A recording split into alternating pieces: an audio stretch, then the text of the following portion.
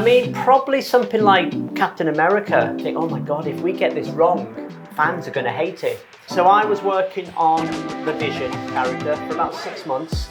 We inject silicone into the molds because whenever you do a makeup on an actor, it's only ever used once. 30 days, we have to make 30 exact pieces. You know, we've done 6-hour prosthetics in the mornings. You know, you're having glue stuck on your face and I know what they're going through. Yeah. Well, we want to make him look heroic and evil and cool and creepy, you know. But for me, it was Ray Harryhausen. I am completely awestruck. Welcome to Variety India. Thank you. Thank you.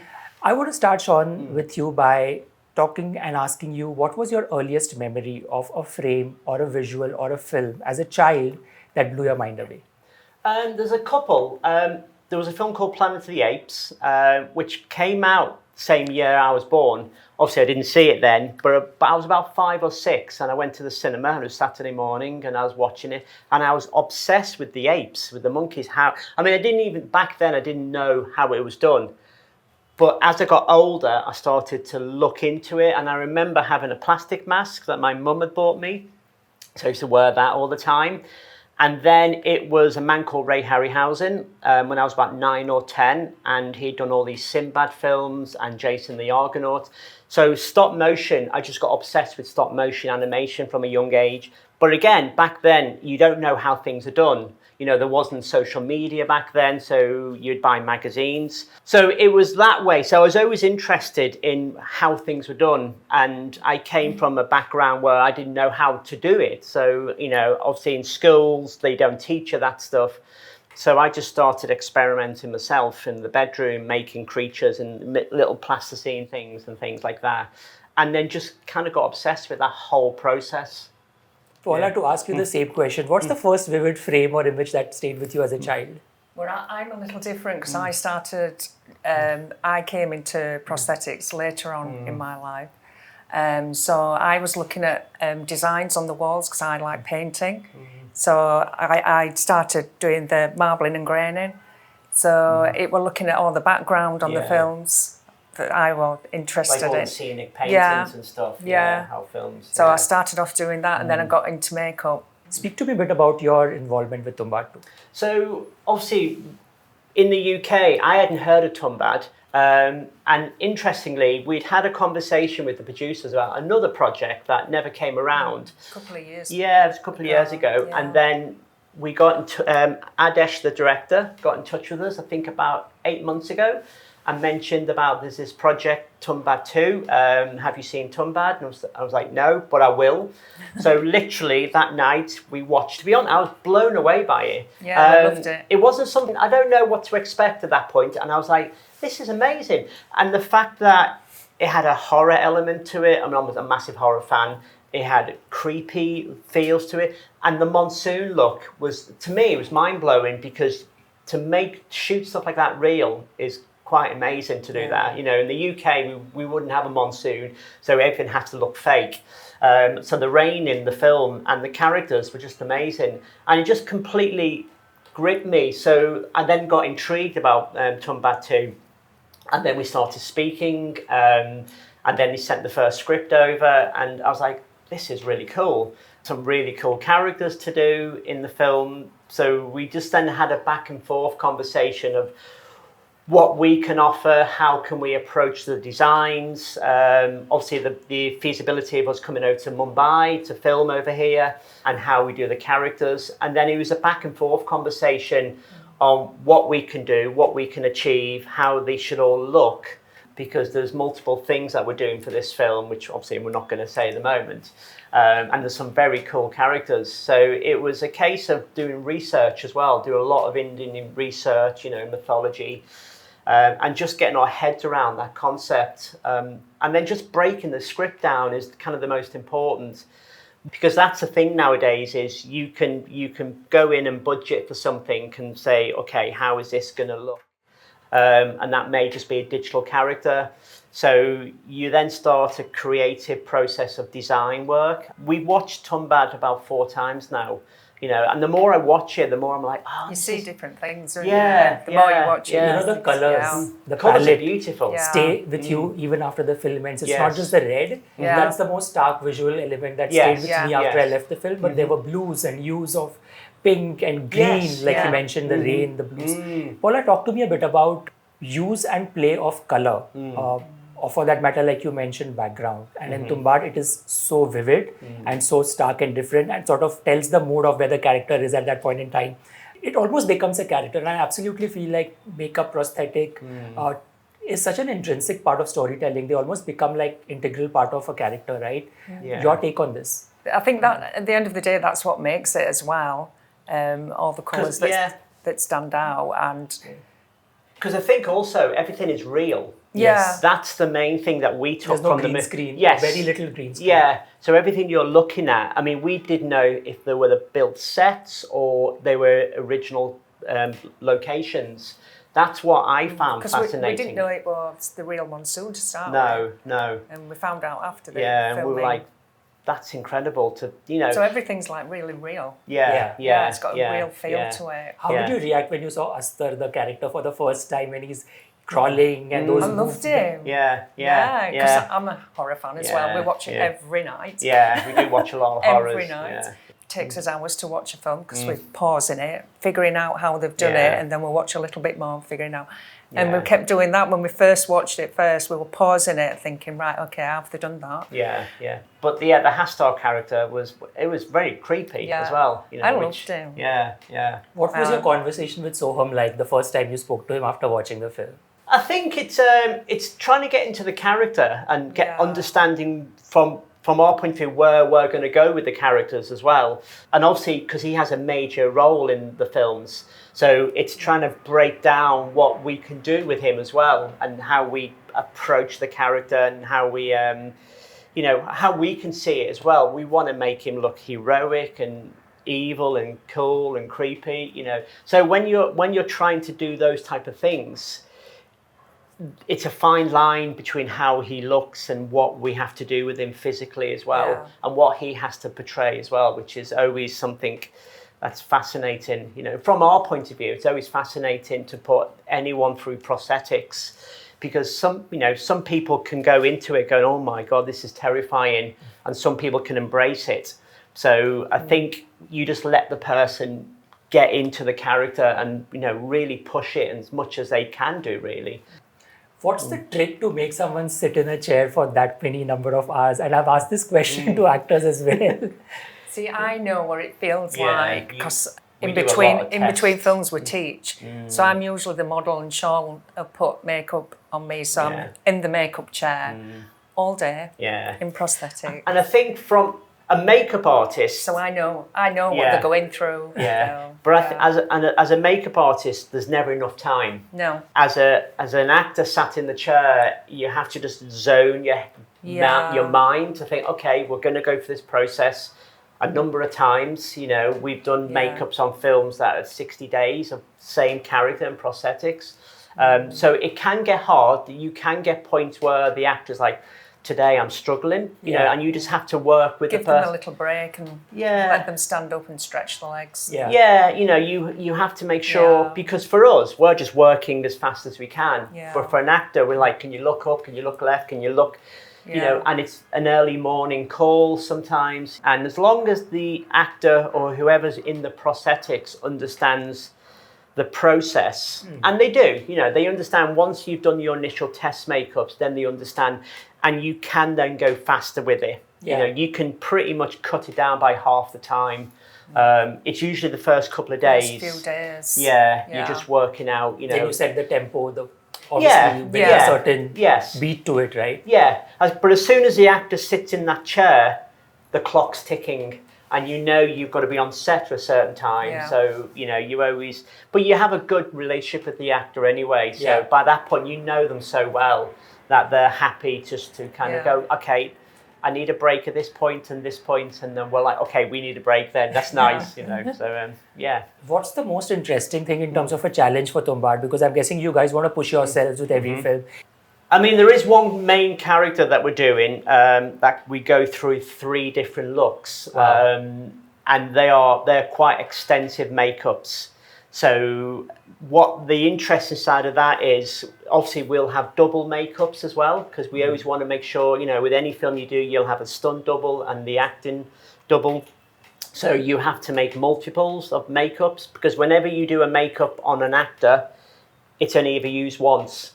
So if the actor's in it for 30 days, we have to make 30 exact pieces.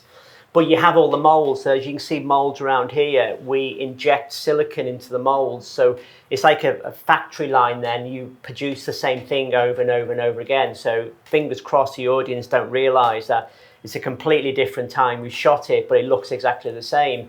That says a lot. Yeah, that line, yeah. I'm holding on to that particular line. Yeah, and for us, we always love doing new things. So like a challenge. Yeah. Every script comes in is different. And you read and you go, okay, we can do this 3 different ways. So, and you always try and do it the way that it's going to be the most easiest on set. You don't want to hold up the crew, the director and the producer. So you always want to make sure things run smoothly. Yeah. So whenever you're doing tests and stuff, that's what you sort out beforehand. Tests are the really important part of it, because if it doesn't work, it will rechange Try it. something else. What is your take on AI? Because again, that is also a part of the kind of work you do. Is AI also seeping into that? It can do. I mean, AI is a lot more for concept art for us. You can very quickly type something in and get a prompt and get a result. Yeah, and go, okay, that's interesting. Why AI thought of it that way, and that's quite interesting. But in terms of what we do, because we physically sculpt stuff, I don't think AI can use that process just yet. It will probably overtake us at some point in the future. But I also think from a director's point of view and a studio's point of view, some people are going to embrace that look. Some people don't want to go near that. They don't want to click a button and go, let AI do that. Yeah. They want an artist to do it. They want a technician to work out. People love having something physical on set, even if you're going to replace portions of it. We've done a lot of characters in the past where you have CG, changes, where you need to do certain stuff. The thing with prosthetics is it's an additive thing. You can never take things away. If someone's face is blown half away, we can't physically do that to the performer, but we can do puppet heads. Yeah. We can do makeups with green in there that they can digitally stuff. I still think it's kind of in its infancy for what we do, right. But I think in years to come, it may creep more and more into what we're trying to do, which, I'm not scared of it. Gone by then. Yeah. Hopefully, but I'm not scared of that. I embrace stuff like that. I'm quite interested by it. Yeah, absolutely. I think the fact that people are having a conversation about it, you can't escape it. It's here to stay. I mean, either you make peace with it, you become its friends, and then you decide, okay, you stay away out of my business. I'm doing my thing. I'll let you do yours. I'm going to throw a couple of titles at you as we wrap this chat, and I want you to give me your one piece of memory that you could lock in a box and keep from this title. Okay. The instant you hear this name, right? Sleepy Hollow. Tim Burton, meeting Tim Burton for the first time. Is he as eccentric and crazy as we hear he is? Yeah, and that film was all practical in camera. Wow.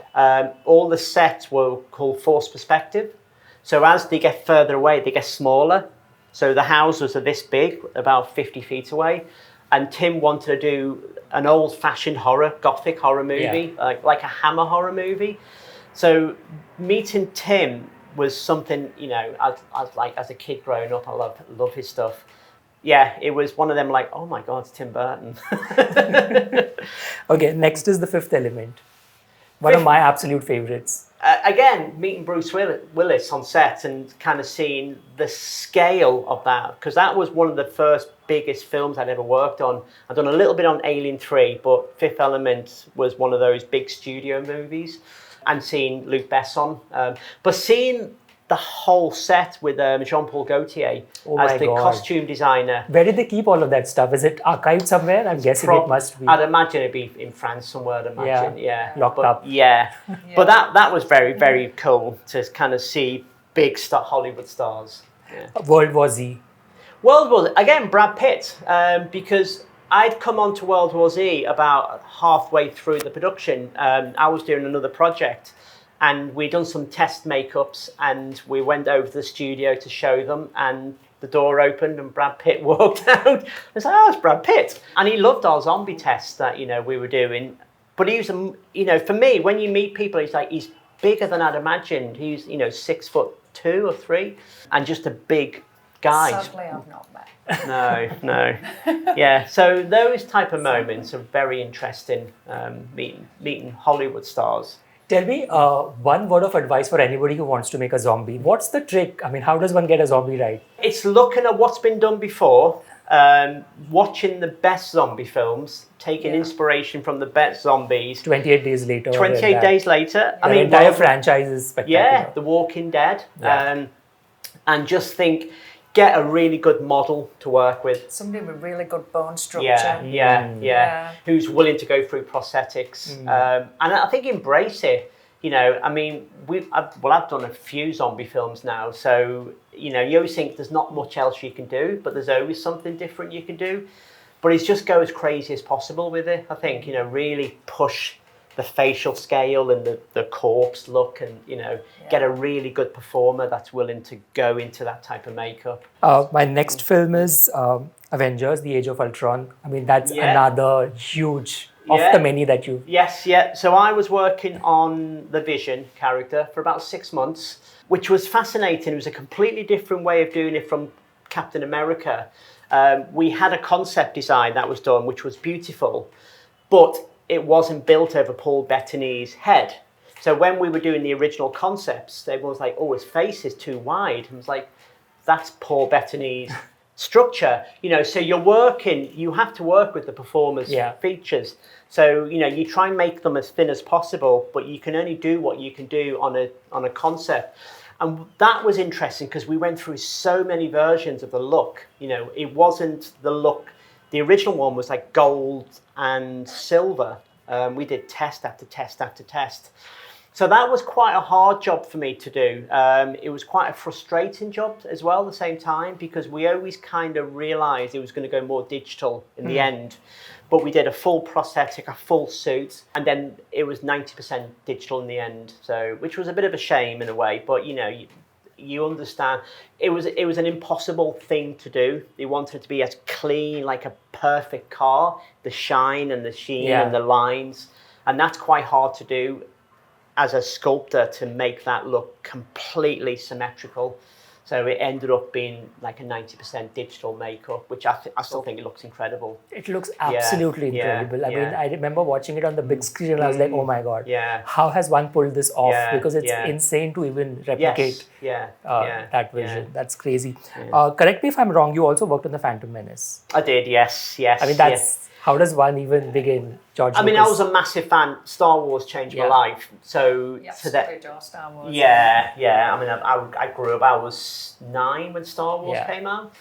So I was at the perfect age to watch the sequels. And when Phantom Menace came around and George Lucas came in, it's again, you're awestruck. It's like, it's George Lucas, And it was interesting because it was right at the point where George Lucas wanted to push the digital technology to like the absolute maximum. So a lot of our characters were just kind of for the CG department to work with. I mean, I did do some work on Jar Jar Binks. It was a costume that was built. Were there many versions of Jar Jar, I'm guessing, till it reached the final version? Well, no. With the ears and the face? Well, when we arrived, the concept had been completely done and locked in. We had a full 6-foot cutout of Jar Jar. They brought the actor in, Ahmed Best. Live casts were done. He was then sculpted. I worked on the legs and the hands.